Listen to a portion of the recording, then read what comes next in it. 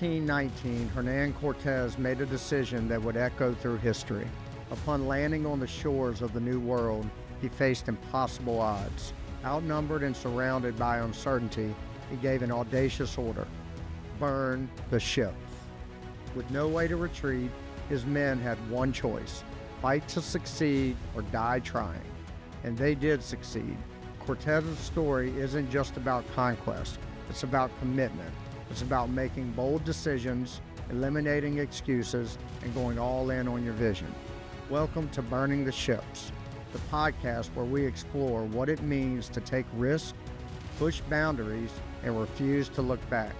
I'm Jason Seward, your host, and each episode we'll share stories, strategies, and insights to help you tackle your challenges head on, overcome obstacles, and make your own history. This is Burning the Ships. Let's get started. Welcome to Burning the Ships Weekly Ramble, and I'm your host, Jason Seward. And today I'm going to be talking about the topic of consistency, both in business and in personal life and everything in between. And before I get into that, I'll do JJ's Joke of the Week. And today, his joke is, why don't eggs tell each other jokes? Because they would crack each other up. And that's JJ's Joke of the Week. Now, on to the topic of consistency. This is, I pull out these topics kind of just out of midair or through conversations, and there's a bunch of things. I've talked about it a million times on this podcast, but I find inspiration from all sorts of things, which I love because it can kind of steer the topics in any different direction, and the way my brain works, that's the way I like it, right? One day I might be talking about a business idea, and then the next day I might be talking about a mindset idea like this. Another day I might be talking about a book I read, a quote I heard, an experience I had, something like that. Consistency is one of those that I'll tell you why, the date or the day I'm recording this comes off the heels of some Monday. I always pre-record these, so the day you're hearing them is not the day it's recorded, for those that didn't know that. But me recording this today comes off the heels of a weekend where a couple things or a couple conversations I had made me think of this topic of consistency. And the reason that is it kind of, I get, early on when I left my corporate career, I was of the mindset that, I remember telling my wife, I don't know, a month or two before I actually left that career, that the thing I was most excited about is I was just going to disappear off of social media. Like, just disconnect from all of it. For the most part, I didn't enjoy the overall experience of social media. And what I mean by that is I didn't enjoy the way it's right at our fingertips, and that temptation is always there to just doom scroll, to go in and just look at random things that mean nothing, that provide no value to me, very little. And I was actually excited although I could have eliminated that at any time, but I kind of correlated, like, I was in a sales position. I had to be active on social media for networking purposes and to market my business, which was insurance sales. So I've always justified being active on there because of that. And I had this sense of, I'm just going to disappear. I don't need it anymore. I can do I've been doing my real estate stuff kind of under the radar as it is. There's no need to change that. And that excited me.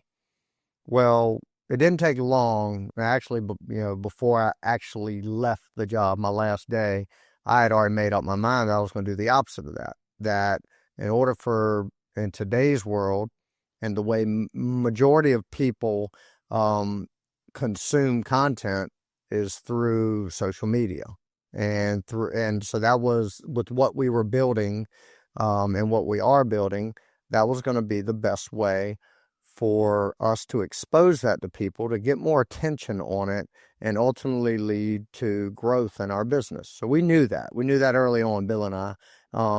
So I went from being excited to just disappear and not interact with anybody or anything on social media to changing to leaning into it, realizing that a couple things. Number one, it was not required, but almost necessary to, it's a necessary variable when it comes to marketing that we had to lean into. So I leaned into that. But number two, the more I did it, the more feedback I started getting. It's kind of, it's like positive reinforcement.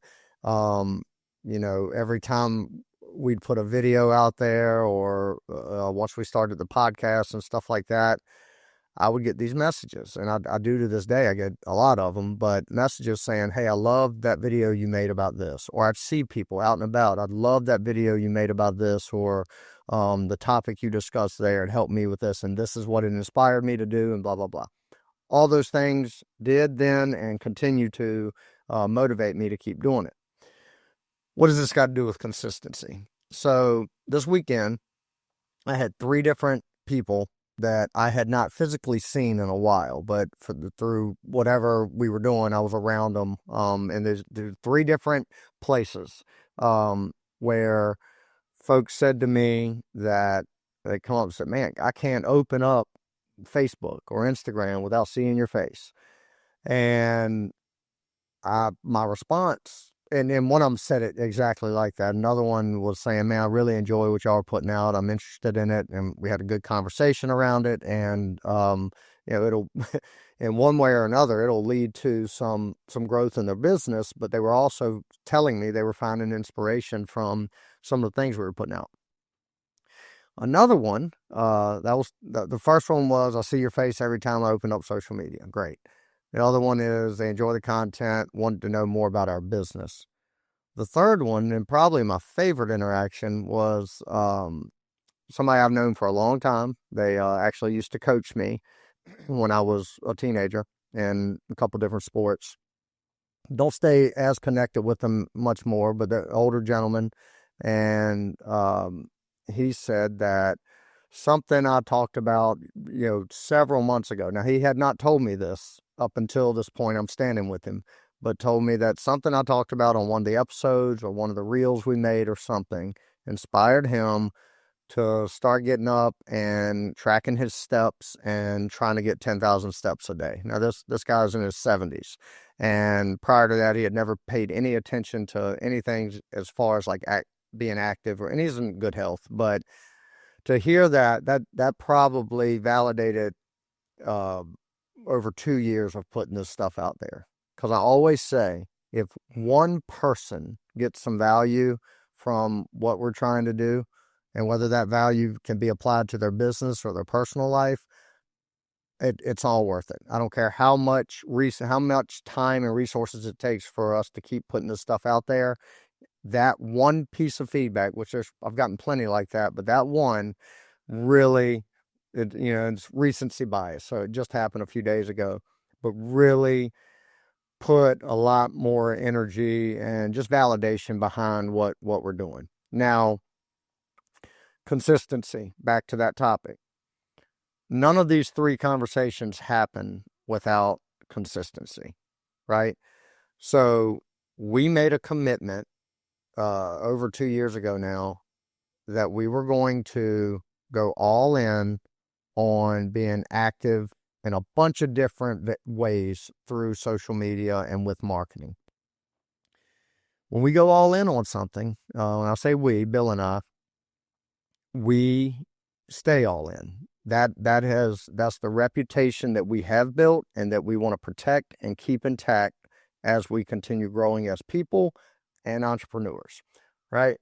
So when we made that commitment to put all these reels out, like, it was against both of our instinct. Now, obviously, I'm primarily the face of it. I'm on all the videos and I do all the podcasts, but Bill is also involved with it, and both of us just had a little bit of, I wouldn't call it anxiety, but just we were hesitant to put so much out there for a couple reasons. Number one, It wasn't natural for us. Now, it is natural for me to talk, right? And to share ideas and, network and things like that. That comes natural to me. I love that. It might not be so much for Bill, but it is for me. I love being in a big room. I love networking and meeting new people and all that stuff. But to put my thoughts and ideas out on the internet, on social media, where it stays there, it ain't going anywhere. Like, once it's out there, it's there. I wasn't the most comfortable with that. It wasn't that I was uncomfortable sharing my thoughts and ideas. It was, I had a lot of really just thoughts about what people were thinking about me, right? So when I'm in a room talking all this nonsense and mindset stuff like that, that's different. I'm seeing their reactions in real time. We can talk about it. But when I'm producing content that just goes out there and I have no idea who's seeing it, what kind of feedback I'm going to get, I'm very aware that a lot of that comes with probably some negative responses. Some people's like, oh God, here's Jason again spouting off. What's he spouting off about today? Rolling their eyes, whatever. But that bothered me early on, the thought of that. But I knew once we committed that one thing 100% would be true was that we were going to stay consistent with it. And not consistent like try it for 6 months and then see how it goes. It was specifically about social media. I've watched folks grow their businesses, grow their impact on people and things like that over a long period of time, and just almost to a person. Now, there's some anomalies that go out there. The very first piece of content they put out there goes viral. They get hundreds of thousands of followers, and now they're rolling and influencing a lot of people. I don't care about that. Like, that's not a big deal to me. I don't even look at the metrics. We have our marketing team sends us metrics every month. I don't understand them, don't know what they mean. They refresh me on our calls. I still don't know what they mean. All I know is this stuff works, and over time it works. But it only works with consistency. So our commitment was not to doing this really aggressive on social media consistently, was not 6 months. It wasn't a year. It was until we don't do it anymore, until it's not a thing, which is not going to be not a thing. Like, social media in some form will always be around, and it's the best and most modern platform for networking and marketing. So we lean into it. Because of that consistency, I now have folks, and just coincidentally 3 in the last few days, that come up to me and say, where this would have bothered me early on because I didn't want to associate myself and who I was with somebody that's putting stuff out there all the time.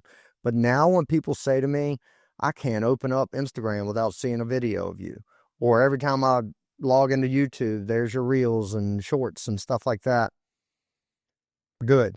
That's the only response I have. That means it's working. So our consistent push of content, which, to be clear, we wouldn't do that on our own because we're not, we're consistent in a lot of ways when it comes to committing to things, but when it comes to the transactional act of actually doing videos and then putting them out there on a consistent basis, that isn't something Bill or I need to handle. So we hire that out.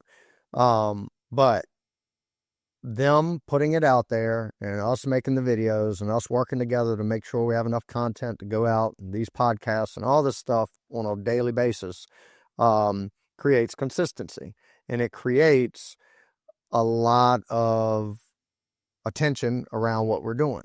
And again, some of that attention is just attention on our business, which is great. That's what we want. Some of it is inspiring people to do things that they otherwise may not have done, but they may have, but maybe did sooner. Like the gentleman I'm talking about that is now getting 10,000 steps a day and tracking it and never has. And now he's in his 70s. He's getting more active. And I had a little bit of influence on that. That makes me feel good. Consistency.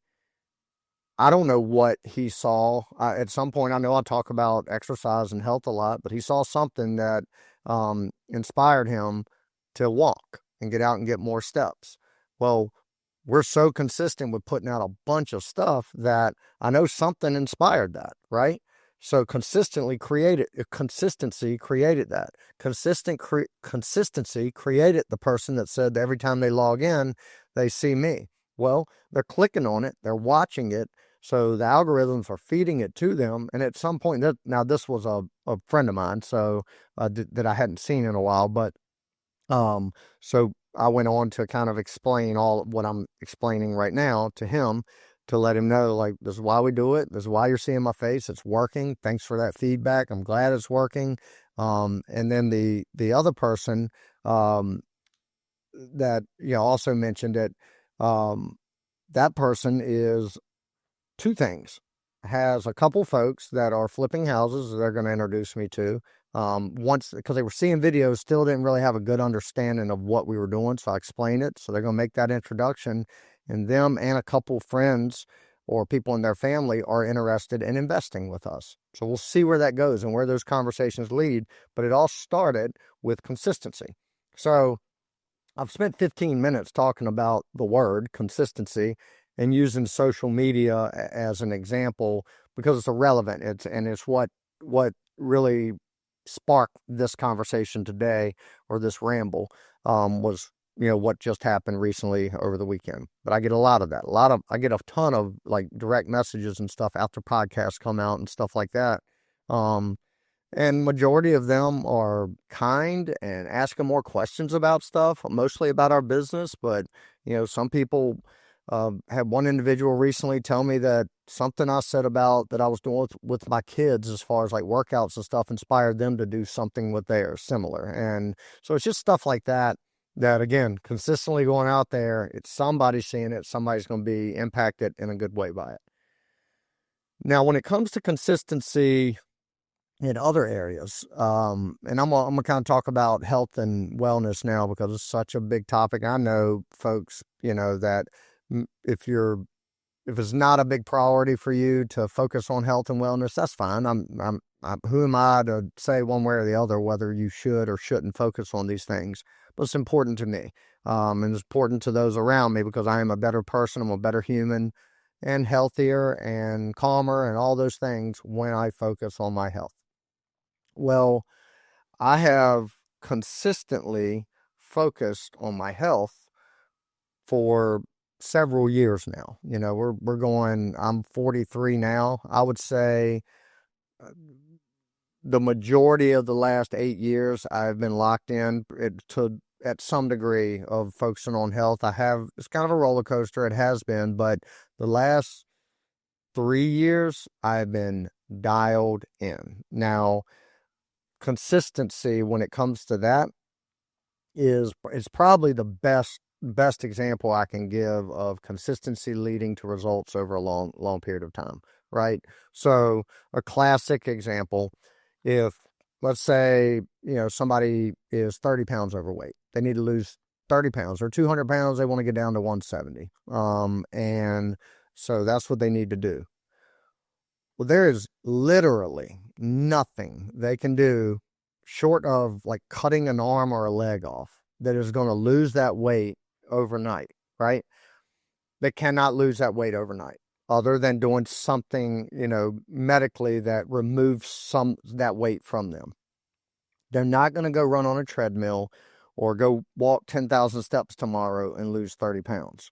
So going any type of physical goal you have, going into it thinking anything other than consistency will get you there. And within consistency is discipline and motivation, and all that. Motivation wanes, discipline takes over, but all of it results in consistency or stems from consistency. They kind of go hand in hand. But you cannot, let's use the lose 30 pounds example. You can go walk on a treadmill every day for the next week, and you got a long ways to go, right? You might lose a pound or two. A lot of people, when they first jump into, like, if they haven't been very active and then they jump into a good diet and good exercise, they're going to lose a lot of weight right in the beginning, right? So if you got 30 to lose, you might, that very first month, you might lose 10 or 15 of it, right? You're on fire. can't stop you. You're rolling because you're seeing results. You're seeing that kind of somewhat instant gratification, but it always levels out. Your body adjusts, and that kind of initial water weight and that quick weight that's just there as reserves, it kind of goes off of you, and now the grind starts, and that's where people fall off. That's where consistency is the only thing that is going to get you to your goal. So a lot of people, they'll go and they're walking on that treadmill, or they're running, or they're lifting weights, or they're doing the keto diet, or whatever the case is, and they lose that quick weight and they're excited. And you get to like week 2, week 3, and now it's slowing down. God, I'm doing the same stuff and it's slowing down. I'm even working out more and it's slowing down. And then it gets to week 4, 5, 6, and now it's just like a pound a week at most, and people stop. And I cannot stress enough to folks that are listening that might have been in this roller coaster, their whole lives, trying to just get some kind of result. Unless you go into it knowing this is going to happen, and with this mindset of, I'm going to be excited, it's going to be great, and then it'll settle down, and now I've got to be consistent to get to my results and be in it for the long run. If you can't have that mindset from day one, good luck. It is, that those quick results are going to give you all the motivation in the world. The results are going to slow down. You lose motivation. You haven't built any discipline. You haven't committed to consistency, and boom, you fall off the wagon. You gain the 10, 15 pounds you just lost. You gain it back. Happens all the time. I see it with my friends, my family. I've seen it with myself years ago. But it is the easiest correlation between consistency and results to see is in health and wellness, right? Your fitness. If you want to get stronger, I'll use another example of mine. Right now, I've never, ever in my entire life set a strength goal when it comes to working out. I've never been when I say strength, like heavy weights with bench press or deadlift or anything like that. Never focused on it. Maybe a little bit in college, like we would just go do the meathead workouts, and but I never had a strategy around it. But since then, it's always been just, when I'm dialed in on health, it's just being physical, breaking a sweat, doing those things. Well, here recently, just because I do get bored with certain things, I like having short-term goals. I've committed to getting stronger in a couple of like the bigger compound lifts, and it started with bench press, but now I'm going to try to do a heavy weight with deadlift as well. But I've set a goal of having a 1 rep max for the flat bench press of 315 pounds. That's 3 45-pound plates. So that goal has nothing to do with anything other than I just want to see if I can do it. I want to challenge myself, right? Well, right now I'm probably, I haven't tested it, but I'm probably at around 275, 285, something like that. So that's a stretch. I'm 43 years old, so I've got to change some stuff to really get to that, what is it, 20, 40 more pounds I got to add to it. Same with deadlift. I'm currently probably at 335-ish, 340 with the max on deadlift. I want to get to 400. So those two things, I know that I can't just start drinking a bunch of protein shakes and in 2 weeks have that, or start doing a bunch of bench press and push-ups and deadlifts and just be there, right? I've got to have a program that I'm working on that I do consistently with discipline. Most of the time, not with motivation, because the motivation is just to hit the goal. And then, these are hard workouts. So what do? Reach out to my buddy, Brian Bonet, shout out to him, to help me. He's a strong man, right? He runs gyms, and he's a big old guy, and he knows how to gain strength. Well, I reached out to him. I said, hey man, work with me, put me together a program, and let's put a timeline around it. We did 3 months, and we're going to try to hit these goals. So he's putting a program together. The goal is 3 months. It might take 6 months. I don't know, but I know what it will take over everything else, no matter what workouts I'm doing. I mean, they matter. What I'm eating matters, but consistently doing those things day in and day out will get me to that end result. Another example of consistency. Now, I'm just starting this. I'm like 2 weeks into just out of nowhere deciding that I want to chase this. So now I'm going after it, and we're going to see if I get there. Now, I may not. Like, I may just not have it to get there. I'm pretty confident I will, and so is Brian. He's put together a program to try to get me there. But if I don't, it's fine. But I will consistently pursue it until I either, hopefully this won't happen because I'm doing things the right way, but I either get injured or I just realize that, hey, this isn't for me. Um, I don't think the second one will happen. I hope the first one doesn't happen, but I'm going to chase it. But committing from day one that it will not, I might even see a regression, which I did. The first week I had pretty good numbers with my workouts. Second week I went backwards a little bit. I saw a little bit of a regression.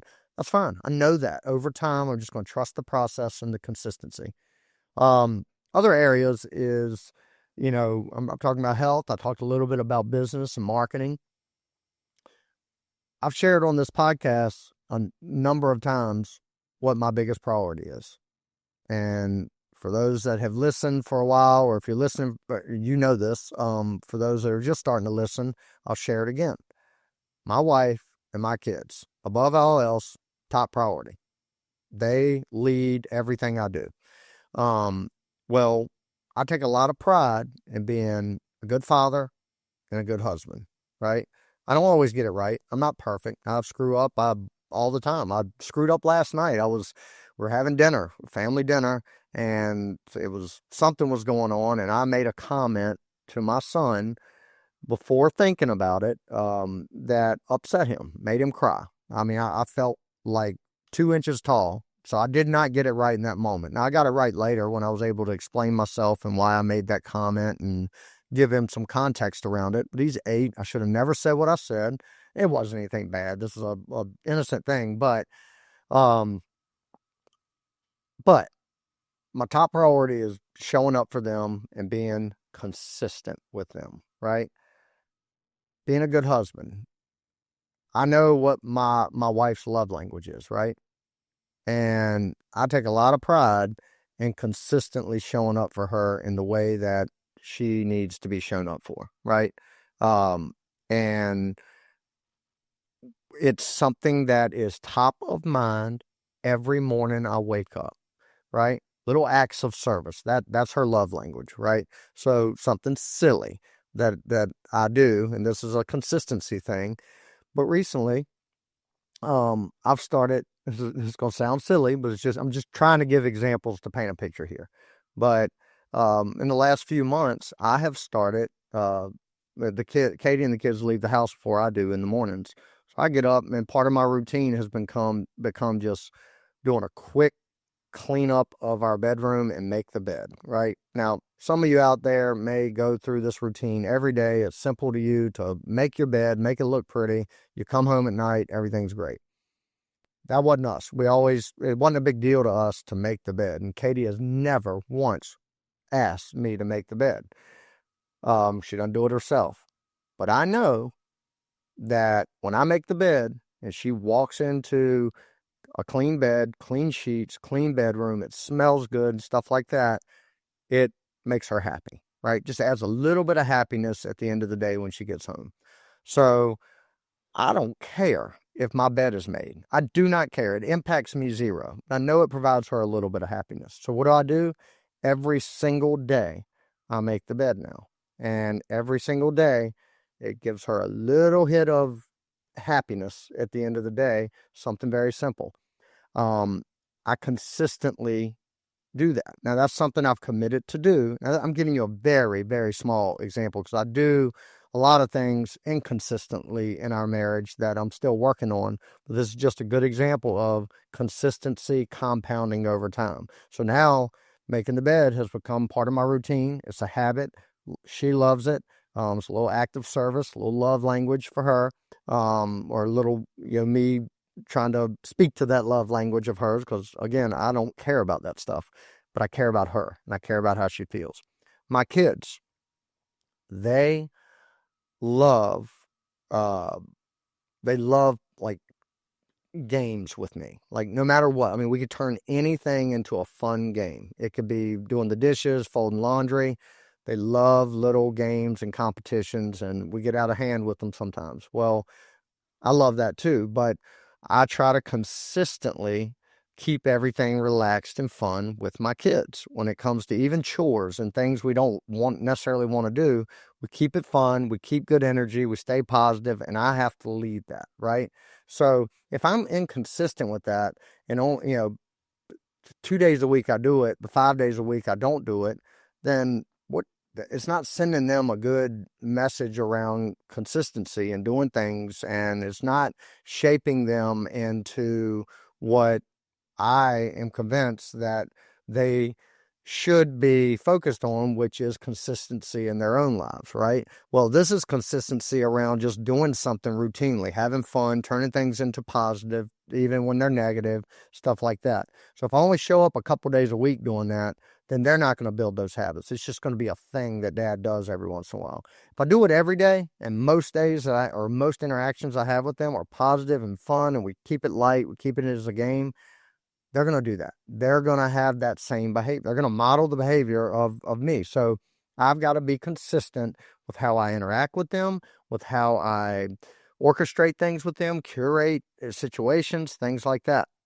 Also, back to my wife, I've got to be consistent with how I treat her. Both in when we're frustrated with each other and when we're happy, right, with each other, which we're more happy than frustrated with each other. But I have to be consistent with that, not just for her and my relationship, but the kids see it. The kids are around us almost all the time. That we're together, the kids are around or close by. If I am not consistent with how I treat their mother, and she's not consistent with how she treats and interacts with me, then it's going to add a lot of confusion, a lot of misunderstanding to our kids, right? How I don't know who dad is. He's this way one day, he's this way the next day. I can't figure him out. That's not the case with us. They know exactly who I am. They know exactly how I treat their mother. They know exactly how she treats their father, and we are consistent with that. And it's helping them have an environment that is consistent, because inconsistency leads to insecurity and things like that. And we are very adamant about keeping things consistent in our household, for our kids, for ourselves, and everything else.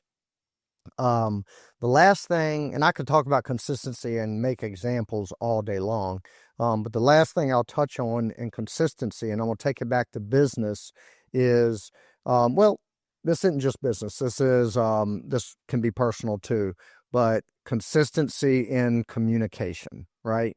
So it probably I would say the thing that in business gets the least amount of value placed on it is the ability to be consistent with the way in which you communicate, right? I Over the years, I've had leaders or mentors that were good with this and some not so good with this. And by this, I mean consistency. So I had leaders that one day they would come in on top of the world, happy because the previous day was great, right? We hit some sales records or whatever the case may be. But then they might come in a week later to a meeting, barking at everybody in a foul mood, because the previous day didn't go good, or that day wasn't going good, or that month. So very inconsistent with their mood, with their energy, with how they approach people, with how they spoke to people, right?